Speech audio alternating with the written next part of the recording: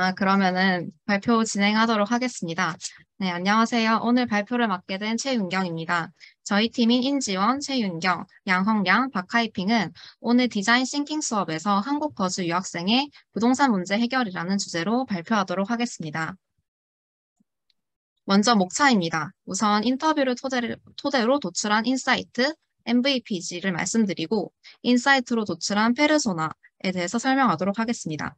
그리고 페르소나를 통해 도출한 솔루션과 그리고 추가 솔루션까지 말씀드리도록 하겠습니다. 이를 바탕으로 저희 팀의 컨셉을 소개하고, 그 다음에 BHM, 코어 밸류, 마지막으로 파이낸셜 플랜까지 말씀드리고 발표 마치도록 하겠습니다. 먼저 인터뷰를 바탕으로 도출한 인사이트와 MVPG입니다. 디자인 싱킹 수업을 시작하며 저희 팀이 낸 첫 아이디어는 외국인을 위한 부동산 전용 앱 만들기였습니다. 이에 따라서 인터뷰를 외국인 유학생으로 하여서 이러한 질문으로 1차 인터뷰를 진행을 하도록 했습니다. 저희가 인터뷰어로서 집을 구할 때 어려웠던 점에 대해서 질문을 하면 아무래도 자연스럽게 외국인이라서 언어적 의사소통이 되지 않아 불편해서 곤란을 겪었다라는 답변이 나오리라고 예상했습니다. 그러나 생각 외로 언어적 의사소통 문제를 언급하시지 않아 이에 대해서 직접적으로 한 번 더 질문을 했습니다. 그에 대한 답변으로는 언어적 의사소통 문제가 있기는 하지만 그렇게 불편하지는 않다는 것이었습니다. 여기에 대해서 의문을 느낀 저희는 이를 바탕으로 2차 인터뷰를 한 번 더 진행했습니다. 저희는 2차 인터뷰 시 20명의 유학생을 대상으로 그들이 느끼는 불편함에 대해서 세분화하여 파고들었습니다. 먼저 한국과 모국에서 집을 구할 때 차이점이 있었는지, 그리고 한국 부동산 시스템이 모국에 비해서 불편하다고 느낀 적이 있었는지에 대해서 질문했습니다. 이때 80%가 어려움을 느꼈다고 대답을 하였습니다. 그래서 이에 따라서 그에 대한 이유에 대해서도 자세히 질문하였습니다. 이에 대한 가장 큰 이유로는 보증금 시스템과 그리고 정보 불균형 시스템을 들었습니다. 그리고 다음으로 입주 준비, 입주 기간, 퇴거 준비 시 각각 소통에서 문제를 느낀 적이 있었는지, 그리고 본인이 만약에 한국인이었다면 이런 것은 불편하지 않았을 텐데 라는 부분이 있는지에 대해서 질문했습니다. 그 결과 입주 기간, 퇴거 준비에 비해서 압도적으로 입주 준비 시에 어려움을 느끼는 학생들이 많다는 것을 알 수 있었습니다. 저희는 이러한 인터뷰 결과를 바탕으로 정말 고객들이 원하는 것, 고객들이 정말 불편하게 느끼는 것에 대한 인사이트를 도출할 수 있었습니다. 그 인사이트로는 다음과 같습니다. 먼저 외국인 유학생들이 느끼는 불편함으로 첫 번째, 보증금입니다. 유학생들이 느끼기에 모국에는 없는 시스템이고 보증금 금액이 상당히 높게 책정되어 있다는 것을 느낀다는 것입니다. 이러한 한국인 보증금 시스템에 납득이 가지 않고 당황스러워한다는 것을 알게 되었습니다. 두 번째, 한국어 중에서도 특히 부동산 언어가 어렵다고 느끼는 것이었습니다. 저희가 1차 인터뷰를 진행했을 때 앞서 말씀드렸듯이 언어적 의사소통이 그렇게 큰 문제가 되지 않았다는 답변을 받았습니다. 그러나 그것은 사실 저희 인터뷰이가 토픽 4급 이상은 취득하여서 일반적인 한국어 소통은 무난하게 할 수 있기 때문에 나온 답변이었습니다. 그러나 일반적인 소통과 달리 부동산 계약의 경우 부동산 용어 대부분이 한자가 많은 동시에 법률 용어이므로 그 자체의 소통의 장벽, 한국어지만 어려움을 느낀다는 것입니다. 세 번째, 저희의 서비스 타임을 집 계약 시로 정한 것입니다. 인터뷰 결과 입주 후와 퇴거 시보다 집 계약 시에 언어적이든 문화적이든 집주인이나 부동산 중개업자와의 소통의 문제가 빈번하게 일어났기 때문입니다. 네 번째, 정보 불균형입니다. 정보 불균형의 예시로는 어플 내 매물 사진과 실물 사진이 다르다는 것이 있습니다. 이로부터 한국인은 어플 사진이나 주변 은이로부터 쉽게 한국 집에 대한 정보를 받을 수 없으므로 한국인은 예상을 할 수 있으나 외국인 입장에서는 이러한 정보조차 예상조차 쉽지 않다는 것을 알 수 있었습니다. 마지막으로 다섯 번째, 외국인에 대한 선입견과 문화적 장벽 문제가 존재한다는 것을 알 수 있었습니다. 이러한 인사이트를 바탕으로 만들어진 파워풀 퀘스천과 MVPG입니다. 저희의 파워풀 퀘스천은 한국인에게도 어려운 부동산 매물 구하기, 외국인에게 보다 편리하고 안전한 부동산 서비스를 제공할 수는 없을까입니다.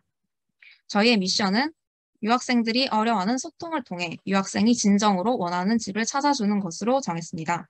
그리고 저희의 밸류로는 한국 주택에 대한 신뢰성 증가, 그리고 한국 거주 유학생들이 집의 따스함을 느끼는 데 기여하고, 그리고 세 번째로는 정보 불균형의 완화를 저희의 밸류로 삼았습니다. 그리고 프린서플은 이처럼 부동산 계약 등의 문제에서 실질적인 도움을 청할 수 있는 서비스 공간을 만드는 것이며, 저희의 궁극적인 골은 유학생 맞춤형 부동산 서비스를 제공하는 것으로 했습니다. 다음으로 인사이트를 통해서 만들어진 페르소나입니다. 여기 중국에서 온 20살 대학생인 왕미미와 영국에서 온 28살 대학원생인 톰블랙에 대해서 소개하도록 하겠습니다. 왕미미는 한국에서 집 구하는 것은 처음이며 내성적인 성격이라서 주변의 부동산 계약을 문제를 도와줄 사람이 잘 없는 상황입니다. 겨우 부동산에 갔지만 처음 보는 보증금 시스템에 당황하고 의사소통은 어려워서 집을 구하는 것을 굉장히 곤란해하고 있습니다. 다음으로 톰 블랙입니다. 톰 블랙은 한국으로 오는 길에 코로나에 걸려 격리 중인데 집을 한시라도 빨리 구해야 하는 상황에 처했습니다. 밖에 나가지를 못하니 어플로라도 알아보려고 하는데 부동산 용어는 여태 자신이 배운 한국어보다 훨씬 어려웠습니다. 이러한 상황에서 왕미미, 톰 블랙은 어떻게 해야 하며 대체 이들에게 무엇이 필요할지에 대해 이들의 입장에서 고민을 해보았습니다. 이렇게 고객 중심적으로 사고한 바탕으로 나온 솔루션에 대해서 말씀드리도록 하겠습니다. 왕미미와 톰블랙의 페르소나로부터 저희는 이들에게 부동산 계약까지의 과정을 동행하고 대행하는 서비스가 필요하다고 판단했습니다. 집 계약은 한국인에게도 굉장히 번거롭고 어려운 문제인데요. 대학생들은 부모님까지 동행해서 집 계약을 하러 다니는 만큼 그 상황에 대한 막연한 두려움이 누구에게나 다 존재합니다. 타지에서 온 외국인 유학생들은 저희의 인사이트를 통해서 그 감정이 더 클 것이라고 판단했습니다. 따라서 계약 동행 플러스 대행 서비스로 고객이 그런 부담스러운 상황을 직접 마주하지 않을 회피할 기회를 주고 이들을 돕는다라는 것을 저희의 유니크니스로 삼을 수 있었습니다. 이 서비스를 어떻게 진행할 것인지에 대해서 메인 솔루션을 구체화해 보았습니다.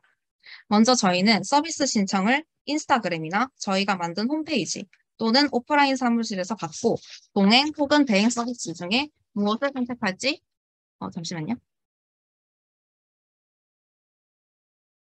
무엇을 선택한지 일단은 확인합니다. 그리고 원하는 기간 내에 집 계약 직전까지의 과정을 동행하고 대행하고 그리고 대행할 때는 그 과정을 사진, 동영상, 느낌, 추천 등의 과정을 상세하게 고객에게 보고합니다.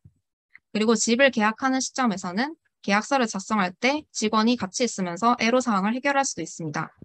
그리고 계약 직후에는 고객님과 1대1 추가 소통을 하는 것을 진행할 수 있습니다. 이는 공과금을 내는 법, 아니면 보증금에 대한 신뢰성 문제에 대한 대비 방법을 미리 알려주는 그런 교육적 측면을 제공하는 서비스로 활용할 수도 있습니다. 다음으로 메인 솔루션을 구체화하고 확장하는 데 있어서 필요한 것들을 말씀드리겠습니다. 먼저 대행업체, 공급자의 비즈니스 구조에 대해서 간략히 설명하도록 하겠습니다. 영업자는 부동산 자격증 보유자로 신뢰성을 주고 그리고 동행, 대행을 직접 하는 직원들은 법률 지식의 해박한 고급 인력보다는 외국어를 잘하고 집 계약을 해본 적 있는 한국인이 정도로 생각했습니다. 이는 아무래도 수익을 내기 위해서 이런 2차 구조로 비즈니스 구조를 계획을 해보았습니다. 그리고 또한 솔루션을 내면서 외국인 유학생들이 한국에 왔을 때 부동산 계약 외에도 번거로운 문제가 항상 발생한다는 것을 알게 되었습니다. 보험 처리나 휴대폰 개통 등의 문제인데요. 부동산 계약 시 동행, 대행뿐만 아니라 이러한 문제에 있어도 동행, 대행 서비스를 제공하는 것으로 서비스를 확장하는 방안을 보완해 보았습니다. 또한 현재 한국 내 모든 국가를 아우르는 유학생 어플리케이션이 부재하다는 점에도 주목했습니다.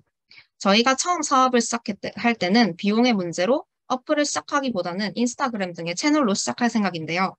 추후에 확장하여서 외국인 유학생 전용 어플을 만들어서 동행, 대행 서비스 신청을 어플로 받고 그리고 이 어플 안에서 유학생 커뮤니티를 구축하고 그리고 유학생을 위한 각종 교육과 정보 콘텐츠를 제공하는 것까지 이 어플을 통해 할 수 있다고 생각해 보았습니다. 이 확장 서비스 또한 처음 시작할 때는 특정 지역, 예를 들어서 부산대 근처에 거주하는 외국인 유학생을 타겟으로 하였습니다. 이러한 솔루션을 토대로 만든 저희의 컨셉을 말씀드리겠습니다. 저희의 컨셉은 인 리턴으로 한국에서 온 당신을 환영한다는 의미를 담고 있습니다. in return은 대신에 담례로라는 의미로 한국에 온 것을 환영하며 그 담례로 당신의 거주 문제에 대한 어려움을 돕겠다는 의미를 담았습니다. 또한 return, 즉 수익, 당신에게 수익과 이익이 될 서비스를 제공한다는 의미 또한 담고 있습니다. 그리고 저희의 어떤 로고 또한 이렇게 만들어 보았습니다. 다음으로 비첸마켓입니다. 저희의 비첸마켓은 부산대에 거주하는 기숙사에 입주하지 않은 외국인 유학생입니다. 지금 여기 노란색 삼각형부터 주황색 삼각형까지 처음에 비첸마켓으로 타겟을 할 계획입니다. 여기 이에는 한국어 능력시험 4급 이하인 학생, 즉 한국어를 잘 못하고 한국어에 어려움을 느끼는 학생까지 포함을 했습니다. 여기서 더 확장하면 부산대에 거주하는 외국인 유학생을 타겟으로 삼고 있습니다. 그리고 여기서 더 확장한다면 부산광역시에 거주하는 외국인 유학생까지 포괄할 수 있습니다. 그리고 궁극적으로는 15만 명에 달하는 대한민국 거주 외국인 유학생까지 노려볼 수 있는 포텐셜을 가진 사업입니다. 다음으로 저희의 코어 밸류입니다. 저희의 코어 밸류를 한 문장으로 요약하자면 부모님 대신 가줄게 유학생이 기댈 곳입니다.